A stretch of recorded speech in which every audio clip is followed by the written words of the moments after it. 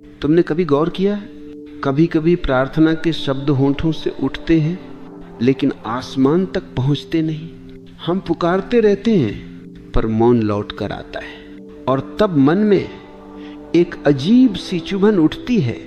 क्या हमारी प्रार्थनाएं खो जाती हैं? क्या कोई सुन नहीं रहा?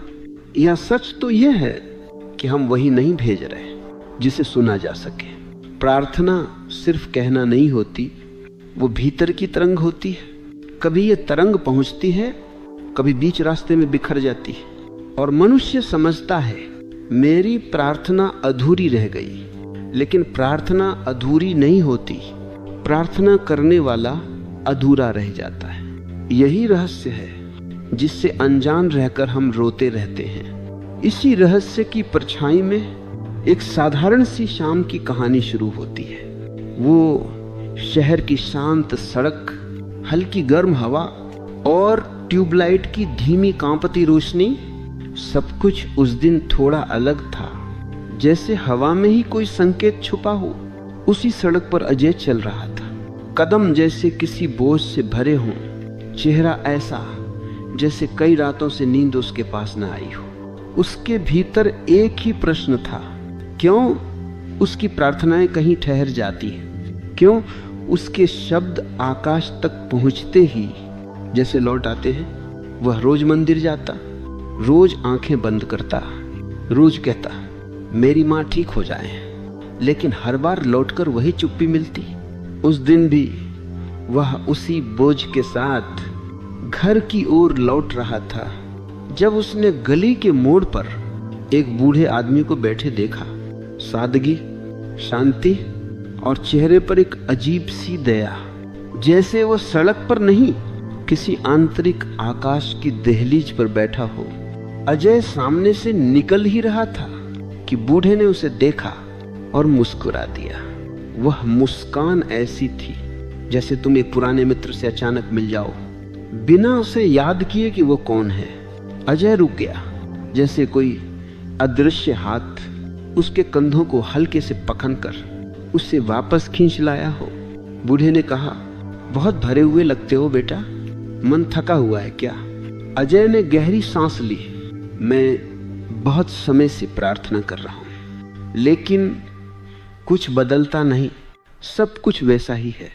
बूढ़े की आंखों में कोई आश्चर्य नहीं था, जैसे उसने यह वाक्य हजारों बार सुना हो। क्या मांगते हो? उसने शांत स्वर में पूछा। अजय ने कांपती आवाज में कहा, मेरी मां की सेहत, बस इतना ही, मैं कुछ और नहीं मांगता। लेकिन पता नहीं क्यों जवाब नहीं मिलता। बूढ़ा थोड़ा झुका, जैसे वह अजय की बात नहीं उसकी भावना सुन रहा हो। प्रार्थना शब्दों से नहीं होती, भावना से होती है। उसने धीरे से कहा, तुम्हारे शब्द कहते हैं कि उन्हें ठीक कर दो, लेकिन तुम्हारी भीतर की भावना कहती है मैं डर गया हूं, मैं टूट गया हूं, मुझे यकीन नहीं कि वे बचेंगे। किसे सुनेंगे ऊपर वाले? शब्दों को या भावना को? अजय की सांस जैसे अटक गई। ये सच इतना सीधा था, फिर भी उसने कभी सोचा नहीं था। बूढ़े ने आगे कहा, जितना तुम डरते हो उतनी ही तुम्हारी प्रार्थना कांपती है, और कांपती हुई प्रार्थना आकाश तक नहीं पहुंचती, वह बीच रास्ते ही गिर जाती है। अजय की आंखें भर आईं। उसे याद आया कितनी बार वह रोते हुए प्रार्थना करता था, डर के साथ, बेबस होकर। वह सोचता था यह सच्ची प्रार्थना है, पर आज पहली बार समझ आया कि वह प्रार्थना नहीं, एक चीख थी। कुछ क्षण मौन रहा, मौन ऐसा जिसमें हवा तक ठहर जाती है। फिर बूढ़े ने अजय के कंधे पर हाथ रखा और कहा, प्रार्थना तभी सुनी जाती है जब भीतर कोई मांग नहीं बचती, सिर्फ समर्पण रह जाता है। जहां आग्रह नहीं, स्वीकार हो। जहां डर नहीं, विश्वास हो। जहां तुम्हारी इच्छा नहीं, अस्तित्व की लय हो। अजय उस दिन पहली बार समझ पाया कि उसकी प्रार्थना अधूरी नहीं रह रही थी। वह खुद अधूरा था, उसका विश्वास अधूरा था, उसका समर्पण अधूरा था। और यही वो क्षण था जहां उसकी यात्रा की पहली ईंट रखी गई। जहां से वो देखेगा कि प्रार्थना कैसे बदलती है और कैसे बदलती है। उसकी पूरी जिंदगी अजय बूढ़े के पास बैठा रहा। सड़क पर हवा उतनी ही धीमी थी, लेकिन उसके भीतर कुछ गहरा हलचल कर रहा था। हर शब्द जो बूढ़े ने कहा था वो उसके भीतर किसी अदृश्य जगह पर जाकर छू गया था, जहां डर जमा रहता है, जहां उम्मीद कांपती है, जहां विश्वास टूट फूट कर बिखरने लगता है। कुछ देर दोनों चुप थे। अजय ने पहली बार महसूस किया कि मौन में भी शब्द होते हैं, शब्द जो ज्यादा गहरे जाते हैं, क्योंकि वे बोले नहीं जाते, वे बस उतरते हैं। उसने धीमे स्वर में कहा, अगर प्रार्थना भावना है तो मेरी भावना हमेशा डर से भरी रही है। मैंने कभी इसे देखा ही नहीं, पर मैं इसे कैसे बदलूं? मैं कैसे भरोसा करूं जब हालात मेरे सामने टूटते रहते हैं? बूढ़ा मुस्कुराया, वही मुस्कान जिसमें कोई उत्साह नहीं, कोई समझाने की जल्दबाजी नहीं, बस एक गहरी सहजता। विश्वास परिस्थिति का नाम नहीं होता। उसने कहा, विश्वास वह है जो परिस्थिति के बावजूद खड़ा रहता है। अगर सामने अंधेरा हो और तुम फिर भी चलो, वह विश्वास है। अगर सामने रास्ता न दिखे और तुम फिर भी कदम बढ़ाओ, वो विश्वास है। अजय ने उसकी ओर देखा। यह बात सरल थी, लेकिन भीतर कहीं भारी सी लगी। बूढ़ा बोला, तुमने अपनी मां की बीमारी को अपनी प्रार्थना से बड़ा बना दिया। डर से तुमने उस बीमारी को इतनी शक्ति दे दी कि तुम्हारी प्रार्थना शब्द भर रह गई। डर जितना गहरा होता है, प्रार्थना उतनी ही कमजोर। अजय की आंखें भर आईं। शायद पहली बार उसे लगा कि वह अपनी मां को बचाने की कोशिश में अपने ही डर में डूब रहा था। बूढ़े ने मिट्टी का एक छोटा कंकड़ उठाया, उसे हवा में उछाला और धीमे से कहा, देखो, अगर तुम प्रार्थना करते हुए भीतर कहो कि कृपया मेरी मदद करो, तो उस कृपया के भीतर डर छुपा होता है। लेकिन अगर तुम प्रार्थना नहीं, सिर्फ भरोसा करो, तो तुम कहोगे, मैं जानता हूं सब ठीक होगा। दोनों वाक्य एक जैसे दिखते हैं, लेकिन उनमें अंतर आकाश और धरती जितना है। अजय ने कभी इस तरह सोचा ही नहीं था। उसकी मां की तबीयत बिगड़ती रही और वह हर बार डर की धारा के साथ बहता रहा। उसने कभी विश्वास व्यक्त नहीं किया था, सिर्फ अपनी बेचैनी को प्रार्थना बना लिया था। कुछ बच्चे सड़क किनारे खेलते हुए गुजरे, उनकी हंसी हवा में तैर गई। अजय उस हंसी को सुनता रहा। उसे लगा, ये हल्कापन वो भूल चुका है। बूढ़े ने कहा, प्रार्थना कभी शब्द नहीं होती। प्रार्थना वह ऊर्जा है जो व्यक्ति के मन से उठकर अदृश्य में घुल जाती है। तुम्हारे भीतर जितना डर होगा, ऊर्जा उतनी ही भारी होगी। भारी ऊर्जा ऊपर नहीं जाती, वह नीचे ही गिर जाती है और तुम सोचते हो कि प्रार्थना अधूरी रह गई। अजय ने धीरे से पूछा, तो फिर सही प्रार्थना कैसी होती है? बूढ़े ने पास पड़ी सूखी पत्ती उठाई, उसे उंगलियों में हल्के से रगड़ा और हवा में छोड़ दिया। पत्ती धीरे से ऊपर उठी, हवा के साथ तैरती हुई कहीं दूर चली गई। यही प्रार्थना है, उसने कहा, हल्की, कंपन रहित, डर से मुक्त, जिसमें तुम्हारा आग्रह नहीं, तुम्हारा विश्वास बहता हो। अजय ने उस पत्ती को जाते हुए देखा। उसकी आंखों में कुछ बदल रहा था, जैसे कोई पुराना बोझ टूटने लगा हो। अगर मैं अपनी मां के लिए डर के बिना प्रार्थना करूं, उसने कहा, तो क्या वह सुनी जाएगी? बूढ़ा बोला, प्रार्थना को सुनना अस्तित्व का काम है। प्रार्थना को सही दिशा देना तुम्हारा काम है। और जब दिशा ठीक होती है तो उत्तर हमेशा आता है। कभी वैसे आता है जैसा तुम चाहते हो, कभी वैसा जैसा तुम्हारे लिए सही होता है। अजय की आंखों में एक चमक उठी, बहुत हल्की पर वास्तविक। वह सीधे पूछ बैठा, क्या मेरी मां ठीक हो जाएंगी? बूढ़े ने उसकी आंखों में देखा, जैसे वो भीतर बहुत दूर तक जाता हो। तुम्हारी मां ठीक होंगी या नहीं, ये मैं नहीं कह सकता, उसने धीरे से कहा, लेकिन तुम ठीक हो जाओगे। और जब तुम ठीक हो जाओगे तब तुम्हारी मां तक भी तुम्हारी ऊर्जा पहुंचेगी। कभी कभी किसी एक व्यक्ति का विश्वास पूरे घर का उपचार बन जाता है। अजय को लगा जैसे उसके अंदर कुछ टूटकर गिर गया। वही पुराना डर, वही बेचैनी, वही आशंका। वह कुछ देर मौन रहा, फिर उसने बहुत गहरे स्वर में कहा, मैं सीखना चाहता हूं कि सही प्रार्थना कैसे की जाती है। बूढ़े ने मुस्कुराकर कहा, तुम्हें सीखने की जरूरत नहीं, तुम्हें सिर्फ याद करने की जरूरत है।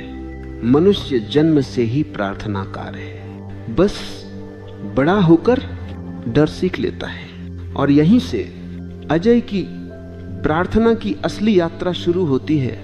वह यात्रा जो उसे बताएगी कि प्रार्थना कैसे सुनी जाती है, कैसे बहती है, कैसे रूप लेती है, और क्यों वह कभी अधूरी नहीं रहती। रात थोड़ी और गहरी हो चुकी थी। सड़क के दोनों ओर फैली चुप्पी अब हल्की हल्की ठंडी हवा के साथ मिलकर एक अजीब सा सुकून दे रही थी। अजय बूढ़े के पास बैठा था, लेकिन उसे महसूस हो रहा था कि वह अपने भीतर किसी और ही जगह बैठा है, किसी ऐसी जगह जहां उसने कभी कदम नहीं रखा था। कुछ देर दोनों मौन में रहे। मौन कभी कभी शब्दों से कहीं ज्यादा बोलता है। इस मौन में अजय को लगा कि उसकी सांस भी किसी गहरी तरंग के साथ चल रही है, जैसे कि वह अब सिर्फ हवा नहीं ले रहा, कुछ समझ भी रहा है। आखिरकार अजय ने पूछा, अगर प्रार्थना डर से नहीं विश्वास से होती है तो मैं विश्वास लाऊं कैसे? विश्वास तो कोई वस्तु नहीं जिसे खरीद कर रखा जाए। मेरे भीतर तो डर ही डर है। बूढ़े ने उसे बहुत हल्के स्वर में देखा। विश्वास लाना नहीं पड़ता, उसने कहा। विश्वास जगता है, डर हटता है तो खुद जगता है। विश्वास को जगाने की कोशिश मत करो, डर को शांत करना सीखो। जैसे ही तुम्हारी भीतर की धुंध हटेगी, रोशनी तुम्हें ढूंढ लेगी। अजय ने धीरे से आंखें बंद की। उसे महसूस हुआ कि उसके भीतर सच में कोई धुंध है, एक पुरानी धुंध जो वर्षों से जमा होती गई थी। उसने कभी देखा ही नहीं था कि वह प्रार्थना से पहले डर को पकड़ लेता है और उसी डर को ऊपर भेज देता है।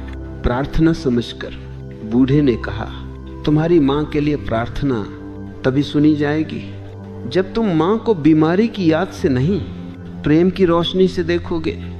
बीमारी तुम्हें डर देती है और डर प्रार्थना के रास्ते को भारी कर देता है। अपनी मां को उस नजर से देखो जिसमें बीमारी का डर नहीं, उनके होने की कृतज्ञता हो। कृतज्ञता में प्रार्थना का सच्चा स्वर छिपा है। अजय की आंखें खुली, उसका दिल कांप गया, लेकिन इस बार डर से नहीं, एक नई समझ से। मैंने कभी धन्यवाद नहीं दिया, उसने धीरे से कहा। मैंने सिर्फ मांग रखा, बस। मांग सालों से बस मांगता रहा। बूढ़ा मुस्कुराया। मांग प्रार्थना नहीं, व्यापार है। व्यापार दिल में नहीं उतरता, दिल में उतरना है तो धन्यवाद से शुरुआत करो। जीवन को, मां को, उनके हर सांस को, उनके अस्तित्व को धन्यवाद दो। फिर देखना तुम्हारी प्रार्थना पहले तुम्हें बदलेगी, फिर परिस्थितियां बदलेंगी। अजय के भीतर पहली बार एक हल्की सी गर्मी उठी, जैसे कोई दीपक बहुत देर बाद धीरे धीरे जलने लगा हो। बूढ़े ने अपनी आंखें आकाश की ओर उठाई। अस्तित्व सुनता है बेटा, लेकिन शब्द नहीं, वाइब्रेशन सुनता है। तुम्हारी ऊर्जा डर की हो तो उत्तर नहीं आएगा, तुम्हारी ऊर्जा विश्वास की हो तो उत्तर तुम्हें ढूंढता हुआ आ जाएगा। अजय ने पूछा, अगर मैं आज रात नई तरह से प्रार्थना करूं, बिना डर के, बिना मांग के, सिर्फ प्रेम और कृतज्ञता के साथ, तो क्या सच में ऊपर तक पहुंचेगी? बूढ़ा बहुत शांत स्वर में बोला, ऊपर तक पहुंचना उसका काम नहीं है, ऊपर तक उठना तुम्हारा काम है। तुम उठ जाओ तो प्रार्थना हमेशा पहुंचती है। अजय का दिल भर आया। उसे लगा जैसे वह कुछ समझ रहा है जो शब्दों में नहीं बन सकता, जैसे उसे किसी पुराने दरवाजे की चाबी मिल गई हो एक ऐसा दरवाजा जिसे वह हमेशा बाहर ढूंढता रहा, लेकिन वह भीतर ही था। उसी क्षण अजय ने पूछा, क्या प्रार्थना कभी अधूरी रह जाती है? बूढ़े ने एक गहरी सांस ली। नहीं बेटा, प्रार्थना कभी अधूरी नहीं रहती, बस कभी तुम बदल जाते हो उससे पहले कि उत्तर आए। कभी उत्तर बदल जाता है क्योंकि तुम पहले बदल चुके होते हो, और कभी उत्तर ठीक वैसे नहीं आता जैसे तुमने मांगा था, क्योंकि अस्तित्व को पता होता है कि तुम्हारी मांग छोटी है और तुम्हारे लिए उससे बड़ी चीज तैयार है। अजय की आंखें भर आईं। उसने बूढ़े के पैर छू लिए। पहली बार जीवन में उसे लगा कि प्रार्थना कुछ मांगना नहीं, कुछ छोड़ना है, कुछ खोना नहीं, कुछ हल्का होना है। बूढ़ा उठ खड़ा हुआ। उसने अजय के सिर पर हाथ रखा और बहुत धीमे स्वर में कहा, आज रात घर जाओ, माँ के पास बैठना, उनका हाथ पकड़ना और कुछ मत कहना, सिर्फ महसूस करना कि तुम्हारे भीतर प्रेम है। यही तुम्हारी पहली सच्ची प्रार्थना होगी। अजय ने सिर हिलाया। उसके कदम अब वही पुराने नहीं थे। उनमें एक नई लय थी, एक नया भरोसा, एक नया शांत विस्तार। रात गहरी हो चुकी थी, लेकिन अजय के भीतर पहली बार उजाला जल रहा था। उसे समझ आ गया था, प्रार्थना का सवाल कभी था ही नहीं। अधूरा हमेशा वो खुद था। जैसे ही वो पूरा हुआ, प्रार्थना पूरी हो गई।